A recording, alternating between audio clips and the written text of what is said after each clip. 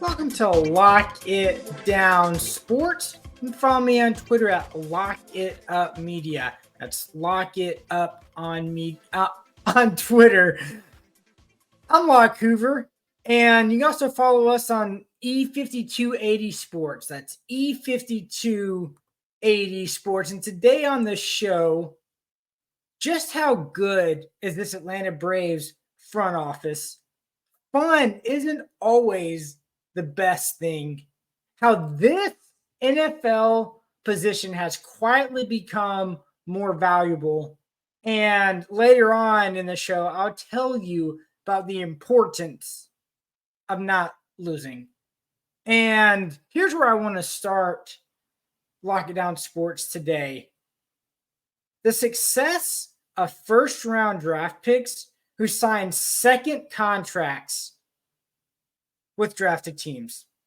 Very well done data from the last 20 years. So drafts 2000 to 2019. Good work from ESPN's Paul Hembo, a producer, works for digital, produces content as well for ESPN. He had this graphic laid out, and it was very cool, very neat to see. And here's one of my biggest takeaways: boring works and sexy sucks when it comes to the first round. That's right, boring works, sexy sucks. And what I mean by that is the three most successful hit rates for guys to sign a second contract with the team that drafted them are center with 12 guys that hit, offensive tackles at 64, and guard at 28. So that's a success rate of 92%, 59%, and 50%. When I saw that, I go, yeah, makes complete sense. I get it. I completely understand. And here's why I think it makes sense to me is you don't have to be elite. Yeah, of course, you would love for them to be elite, but you have to be a good, solid to average tackle. And I'm just using offensive tackle for an example. And Jake Matthews of the Atlanta Falcons. He's a left tackle. And here's where his stats aren't sexy, but they play. And by that, I mean he plays every game.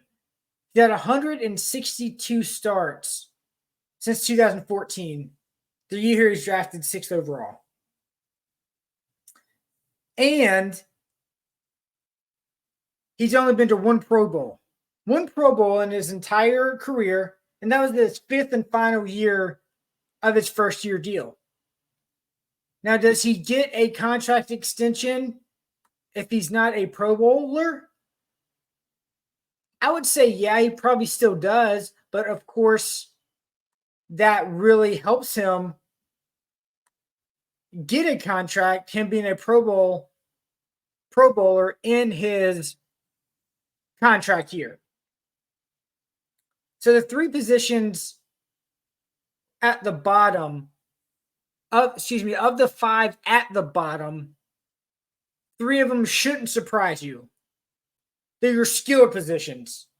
So running backs, 48 of them drafted, 38% were hits. 48 were drafted, 38 of them were hits. 24 tight ends for a 33% clip. 77 wide receivers were drafted for a 27% clip. And then you had corners, 71 drafted for a 38% clip success rate. And then safeties, you had 41 drafted, 34% success rate signing the next contract. And when I saw that, I go, yeah, It makes complete sense. I mean, to me, and you've seen this trend here recently with the running backs, not just the first round, but any round. Granted, you don't see many first round running backs even drafted anymore. I mean, Robinson last year was a very oddity for sure. But the trend now running with running backs, like I said, regardless, you can get a good running back, and it doesn't have to be a first round talent. Of course, you can get any player that's good in the round, but obviously, first round picks are supposedly your primo guys. They draft them, they use them for 3, 4, maybe 5 years, recycle them, draft another one, and use them for 3, 4, 5 years, and start the cycle over again. Now, to me, wide receiver, that surprised me a little bit, especially going back like that far from 2000, 2019.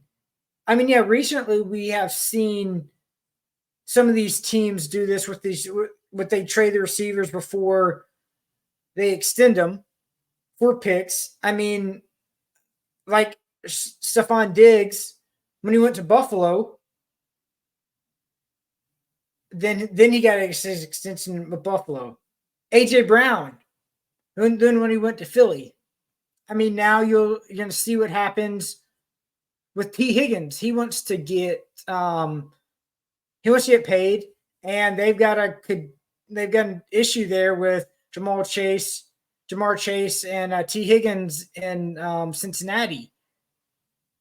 More than likely, it's looking like they're not going to be able to keep both of them. So that could be another one of those. We got to let you go for cap reasons. And maybe we want to sign one of the two of you, and we're back in Chase. So there's another one.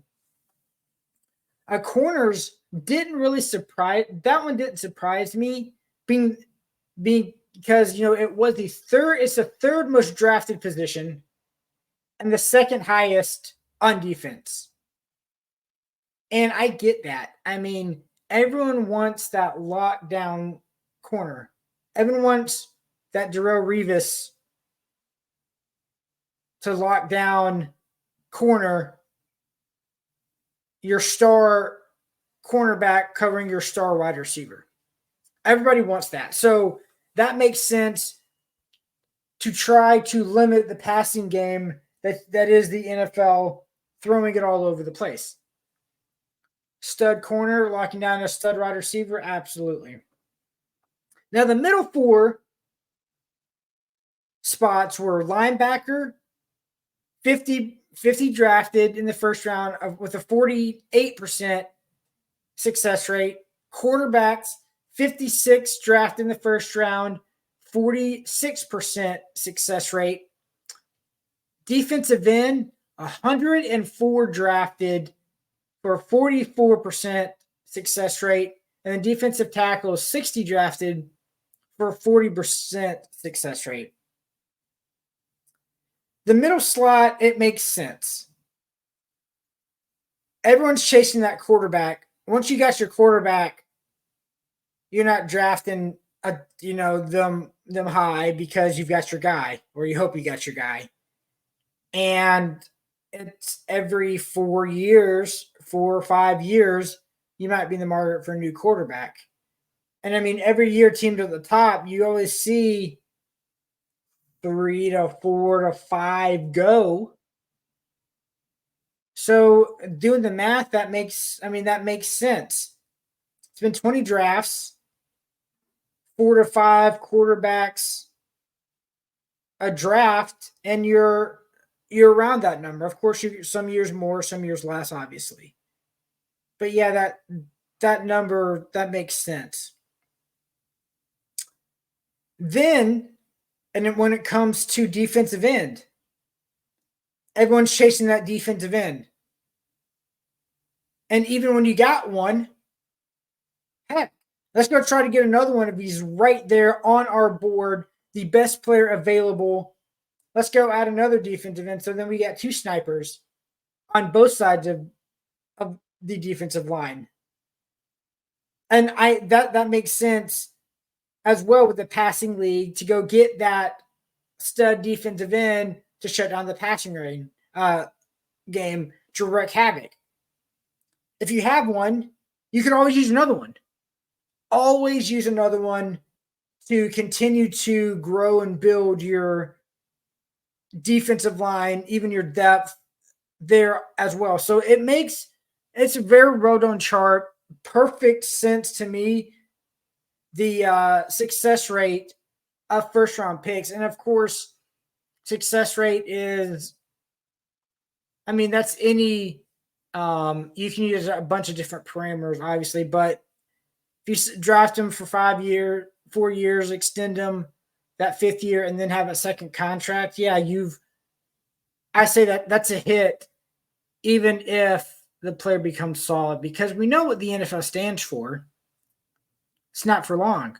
So getting that second contract is a thing. Now, I thought this was a little interesting thing too. When it comes to Major League Baseball front offices, and there were 40 Major League Baseball executives surveyed, and they ranked the top front offices. The top 3, Dodgers were 1, Rays were 2, Braves were 3.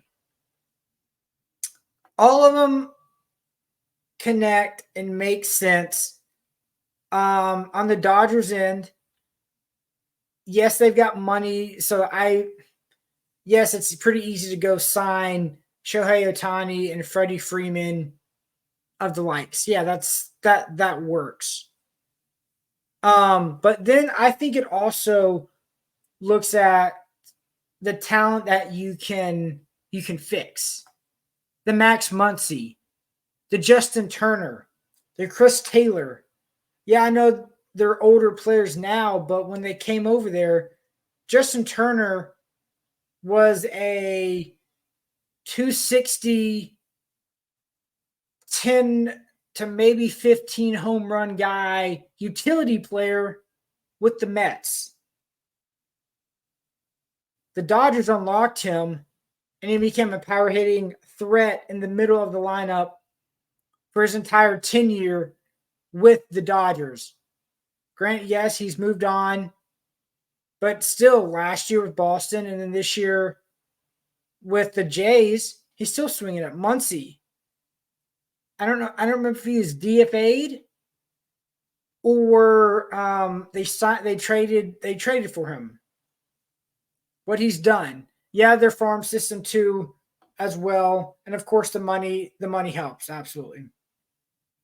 Rays, they do more with less. Year in, year out, what they do as a club makes sense. So I want to dive into my Braves, and I think here's where I see the Braves rating of this and why they come in third, and just how their front office has been under Alex Anthopoulos. And of course, this is involving the draft and then making moves to improve your big league club. And this is where the Braves and Alex Anthopoulos front office have really excelled to me. I think the key, more than anything, is knowing your own players. And that has been the success of the Braves going back to 2018 when Anthopoulos took over.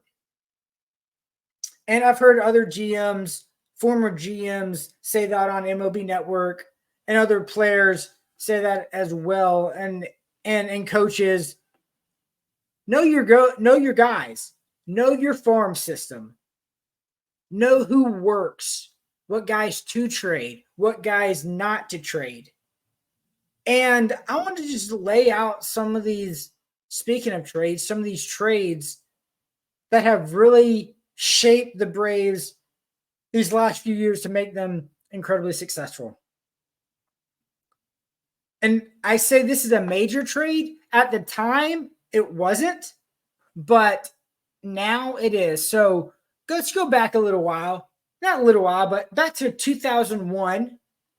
Braves go out and trade for utility infielder.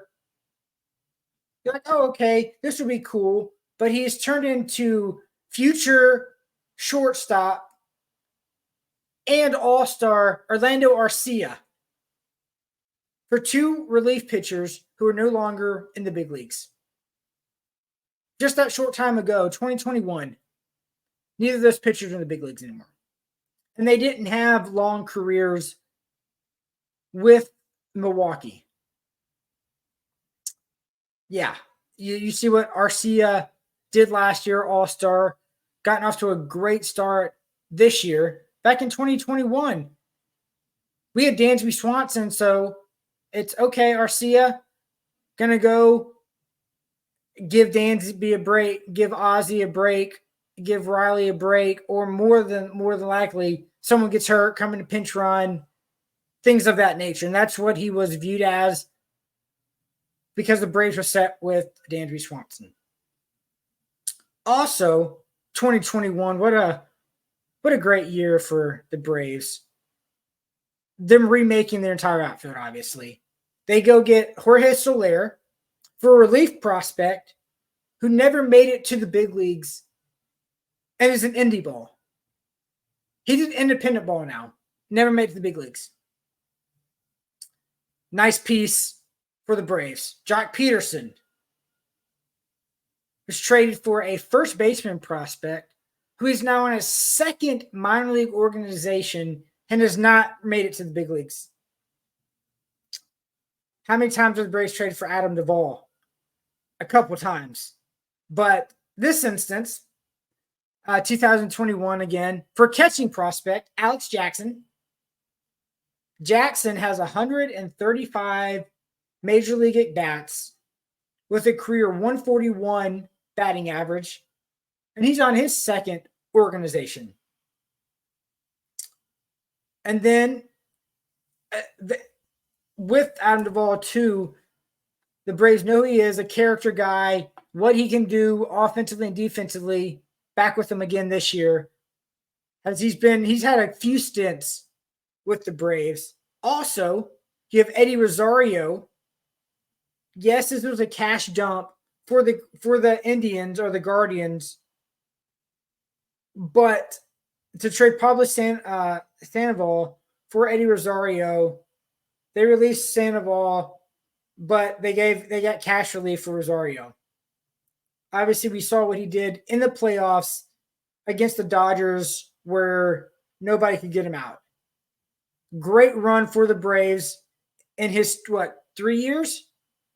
2021, 22, 23. So, yeah, I guess 2.5 years with the Braves. And we can't thank him enough for his service and for the NLCS weapon he was against the Dodgers. Then, second set of major trades 2 years ago, 2022, when they went out and got Matt Olson. They had to replace Freddie Freeman. For the A's, they traded for Christian Pache, who's no longer with the A's. He's with the Phillies now. Catcher Shane Langeliers, who has a career WAR of .2, 33 homers, 205 career average. So he's got some pop for a catcher, pretty solid defender, but that's it. And at the time, you look at the Braves had William Contreras right there ahead of him. And then two pitching prospects, wait and see. And then if they turn into major league relievers, I mean, nothing. That's a nothing trade. Also 2022, Raisel Iglesias. You get to trade you bring in your closer, your future closer, good relief setup man, and then your future closer for a relief pitcher who ended up being released and is now currently with the Kansas City Royals.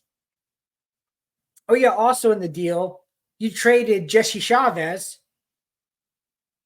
who pitched bad for the Angels, got released, re-signed for the Braves that same year.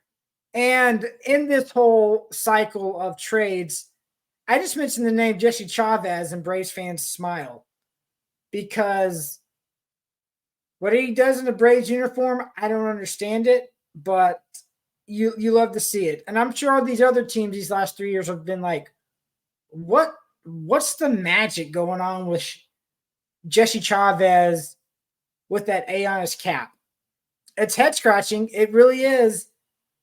But just the culture in the bullpen of that fit for the Braves and identifying a player, even 38, 39, now 40-year-old Jesse Chavez. Another bullpen arm, Joe Jimenez, traded for a prospect but also a possible everyday outfielder. So this one to me is really the biggest wait and see if they actually did get truly good value in 5 years when you look back on the trade. I mean, immediately it's, great, good deal because the Braves went down mode. Good last year, and then they were able to re-sign him, which is big too. Him not walking after you trade a possible everyday outfielder and a relief prospect. So wait and see, but short term, potentially the next few years, it works out.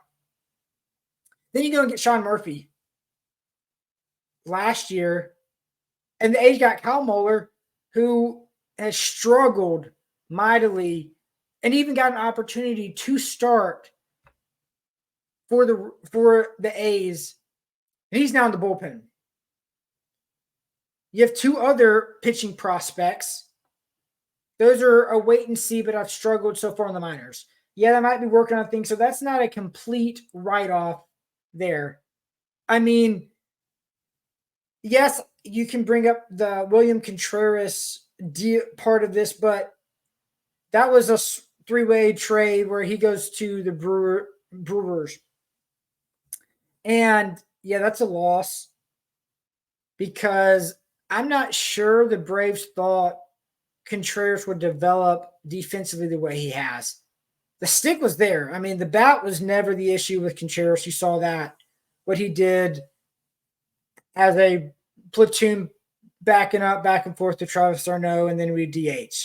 So I'm not really talking about that. I'm talking about and I think the Braves knew they had a good player in William Contreras. It's just sometimes you have to give up good players to get good players as well. And then Pierce Johnson as well, an established relief pitcher who struggled in Colorado because, well, it's Colorado. And then you sent him to that for what's looking like two relief prospects. But the big thing about that is, at the end of the year, as good as Pierce Johnson was, he re-signs with the Braves. So you got him for another few years locked up as well. Same thing in the Jimenez deal. But I like this trade for the Braves anyway because you're trading an established relief pitcher for a rookie relief prospect. So you get all that. And then I think this is the other big thing of identifying who to lock up, to make long-term contracts with, and to buy out arbitration years, extending them out. So offer them 8-year deals. So really you're buying 2 years of free agency. Obviously, Ronald, no brainer. Strider, there you buy out arbitration years. Ozzie, what a steal you're getting with him. Michael Harris, you buy out, was it 2 years? They signed an 8-year deal, I believe. So you buy out 2 years of free agency. Riley, obviously, lock him up. He's going to be pretty much here the rest of the Braves career after they locked him up to a big year, a big deal. And then with I mentioned earlier, those trades with Sean Murphy, with Matt Olson, what do they do once they trade for him? They hadn't even put on a Braves uniform yet, and they're already signing them to long-term deals, extensions, which the trust and the value that they have and they see in both of these guys, in Murphy and Olson, of not even stepping on the diamond for the Braves based on their track record, that they've already put up in Oakland to be like, know what? These are our guys. We're going to extend them. We're going to buy out free agency years. And they're going to have Atlanta across their chest for a good amount of time. That is why Atlanta is a top 3 based on Major League Baseball executives, based on a survey that The Athletic did. Rightfully so. I mean, and even with the quote-unquote bad farm system that the Braves have had because of graduations of players these last 3, 4, 5 years, they've still been able to go out and get pieces. Go out and get a Pierce Johnson. Go out and get an Jimenez. Go out and get Sean Murphy, Matt Olson. With the bad farm system, we're told. Sometimes that's what it's about. Yes, you got to develop players. You always love doing that. But sometimes you use your farm system to go identify Sean Murphy, Matt Olson, to get guys to build the core at your major league team, at your major league level. That's what they've done. And locking up your young guys, once you see someone like Michael Harris, 2 years in the big leagues, after a year, they're like, oh, this guy's a dude. He can play. Let's lock him up. And he's a hometown kid, so that helps. Atlanta kid, young, exciting, athletic, center fielder, good defender, can swing it. Lock him up. That's what they did. Speaking of locking up, this kind of caught me by surprise as an NFL position that is quietly and subtly increased its value, has an increased value of 4 NFL teams. So this is Daniel Jeremiah was doing a podcast, and he was talking about the NFL draft and other things, but he did mention this little nugget that I was like, oh, okay, all right. What he was talking about was defensive tackles. To me, have become the 4th most important position in the NFL. I go, that high. But yeah, and what I'm talking about this is money and where teams are spending their money. Obviously, the big 3, quarterback, left tackle, defensive end. Your obvious one. Quarterback, you're set. Your left tackle to protect your quarterback. Defensive end to go get the opponent's quarterback. But then that 4th spot, it surprised me a little bit. I figured it would have been wideout or corner. Because but that's not the case. This is the case of what reflects based on the team's salary caps. I mean, I was thinking wide receiver or corner because you've got that quarterback, you want to pair him with a good wide receiver. Or the defensive realm of I want to get my lockdown corner to go lock down that other team's number 1 wide receiver. So interesting enough, 16 defensive tackles make more than $10 million a year, which is more than left tackles and cornerbacks. Left tackles, it's at 13. Corners, it's at 13. Now, the top 5 left tackles all make more than the top 5 defensive tackles, but the top 7 defensive tackles make more than the top 7 cornerbacks. And the 7th highest paid defensive end would be 3rd on the cornerbacks list. So that just tells you right there the money that they're paying out to these defensive tackles. And I think this kind of all started to change and shift a little bit was with the Aaron Donalds and the Ndamukong Suh production. they started to produce, leading the way for these defensive tackles to get paid. And when a team on both sides, when the team that has an Aaron Donald, a Grady Jarrett, a Sue, they disrupt the middle and they get after the quarterback, tackles for losses, sacks. They're a problem pushing up the middle, not the outside. They push up the middle, they might open up something on the outside for defensive end. You might have to double team Aaron Donald, frees up a spot for that linebacker to come in and get a tackle for loss, a sack. At least defensive end one-on-one, an average to maybe below average defensive end to get around and get that sack. And this is becoming a common theme for all different defensive tackles to get paid around $10 million or more. Like I said, because it's a weapon. It's a game plan for teams that have to stop. And I think teams as well view it as, well, we can have a dominant defensive tackle to go get sacks. And you tell me, Locke, hold up.